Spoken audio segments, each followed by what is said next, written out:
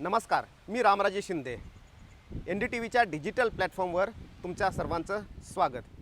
आजचा मुद्दा आहे दिल्लीचा मुख्यमंत्री कोण बनणार. आपल्याला माहिती आहे की अरविंद केजरीवाल यांनी स्पष्ट केलेलं आहे की येत्या 2 दिवसांमध्ये राजीनामा देणार आहोत आणि दुसरा कोणीतरी व्यक्ती पक्षातला तो मुख्यमंत्री बनणार आहे. परंतु अरविंद केजरीवाल नाही तर मग कोण? आणि याच भाषणामध्ये केजरीवाल यांनी हे पण स्पष्ट केलं की मनीष सिसोदिया हे सुद्धा मुख्यमंत्री बनणार नाहीत. मग आता मनीष सिसोदिया नाहीत, अरविंद केजरीवाल नाही आहेत, तर मग पक्षामध्ये कोणते महत्त्वाचे नावं उरत आहेत आणि येत्या विधानसभा निवडणुका लक्षात ठेवून कोणत्या नावावर शिक्कामोर्तब होते हे सुद्धा पाहावं लागणार आहे. कारण आम आदमी पक्षाची धुरा या नावावर मोठ्या प्रमाणावर अवलंबून असणार आहे. तर पहिलं जे नाव येतं ते म्हणजेच की सुनीता केजरीवाल यांचं. सुनीता केजरीवाल या अरविंद केजरीवाल यांच्या पत्नी आहेत. सुनीता केजरीवाल या अरविंद केजरीवाल यांच्या पत्नी आहेत. अरविंद केजरीवाल जेलमध्ये असताना सुनीता केजरीवाल यांनी संपूर्ण पक्ष चालवला आणि त्याचबरोबर पडद्यामागे राहून सर्व चाली खेळलेल्या आहेत. प्रचाराची धुरा स्वतःच्या हातामध्ये त्यांनी घेतली होती. त्याचबरोबर संपूर्ण रणनीती जी आहे ते सुनीता केजरीवाल यांनी चालवली होती आणि आपण पाहत होतो की अनेक महत्त्वाचे आम आदमी पक्षाचे नेते हे सुनीता केजरीवाल यांच्यासोबत बैठक करायचे. उद्धव ठाकरे ज्यावेळेस इथं दिल्लीमध्ये आले होते तेव्हासुद्धा उद्धव ठाकरे यांनी सुनीता केजरीवाल यांचीच भेट घेतली होती. त्यामुळं इतर सर्व प्रादेशिक पक्षांना जोडून ठेवण्याचं काम सुनीता केजरीवाल यांनी केलेलं आहे. त्यामुळं पहिलं नाव जे येते ते सुनीता केजरीवाल यांचं नाव येते. दुसरं नाव जे येते ते आतिशी मार्लेना.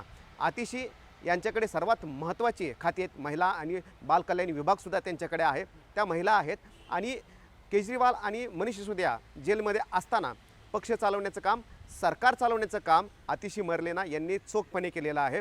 पत्रकार परिषदांच्या माध्यमातून किंवा डिबेट शोमध्ये येऊन आणि सरकारच्या स्तरावर सुद्धा विरोधकांना शांत बसवण्याचं काम जे आहे ते आतिशी मार्लेना यांनी केलेलं आहे. त्यामुळं एक महत्त्वाचं हेवीवेट आणि सरकारमधील केजरीवाल आणि मनीष सिसोदिया यांच्यानंतरचा 2 नंबरचा महत्त्वाचे नेते म्हणजेच की आतिशी मार्लेना. त्यामुळं आतिशी यांचं नाव सर्वात आघाडीवर असल्याचं सुद्धा आपल्याला दिसून येते.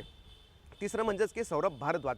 सौरभ भारद्वाज यांच्याकडे सुद्धा महत्त्वाची खाती आहेत आणि त्याचबरोबर जेव्हा हे दोन्ही नेते जेलमध्ये होते केजरीवाल आणि मनीष सिसोदिया तेव्हा ईडीवर त्याचबरोबर LG जे दिल्लीचे उपराज्यपाल आहेत त्यांच्या विरोधामध्ये भूमिका घेण्यामध्ये सगळ्यात आघाडीवर कोण होते तर ते सौरभ भारद्वाज होते. त्यामुळे सौरभ भारद्वाज यांचं नावसुद्धा चर्चेमध्ये आहे. चौथं महत्त्वाचं नाव येते म्हणजेच की कैलाश गहलोत. कैलाश गहलोत हे यांचं महत्त्व म्हणजेच की सरकारमध्ये तर आहेच परंतु ते OBC समुदायाचे आहेत. त्यामुळे येत्या विधानसभा निवडणुका डोळ्यासमोर ठेवून या कैलाश गहलोत यांच्या नावाचा उपयोग होऊ शकतो. कारण मोठ्या प्रमाणावर OBC वोट बँक जो आहे तो आपल्याकडे खेचण्यासाठी उपयोग होऊ शकतो. त्याचबरोबर हरियाणाचे सुद्धा निवडणुका आहेत.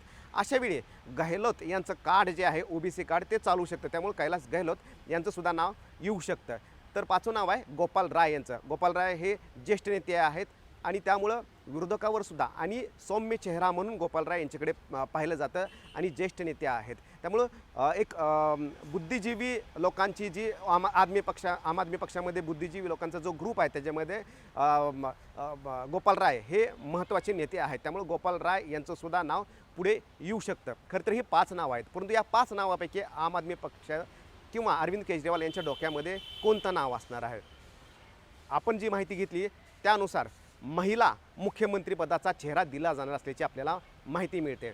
कारण महिलांसाठी अनेक कामं केलेली आहेत. कारण या सरकारमध्ये 2 महत्त्वाची कामं करण्यात आली होती. वीज बिल कमी करण्यात आलं होतं आणि बस सेवामध्ये महिलांना मोफत बस सेवा देण्यात आली होती. त्यामुळं महिलांमध्ये आम आदमी पक्ष आपली वोट बँक तयार करू शकते का हे पाहणं गरजेचं आहे आणि त्यासाठीच महिला मुख्यमंत्रीपदाचा चेहरा असू शकते का? कारण आपण पाहिलेलं की भाजपची रणनीती भाजपनं बिहारमध्ये आणि इतर राज्यामध्ये सुद्धा मध्य प्रदेशमध्ये आणि आता महाराष्ट्रामध्ये सुद्धा महिलाशी रिलेटेड ज्या काही योजना आहेत त्या मोठ्या प्रमाणावर आणलेल्या आहेत. लखपती दिदी असतील किंवा त्याचबरोबर बस भाडे कमी करणं असेल आणि महिलांच्या संदर्भात लाडकी बहीण योजना असेल अशा वेगवेगळ्या योजना आणलेल्या आहेत. त्यामुळे भाजपनं महिला वोट बँक टार्गेट केलेला आहे.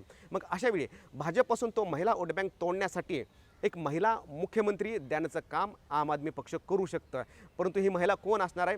सुनीता केजरीवाल असणार का आतिशी मर्लेना असणार हे आपल्याला लवकरच कळणार आहे. धन्यवाद.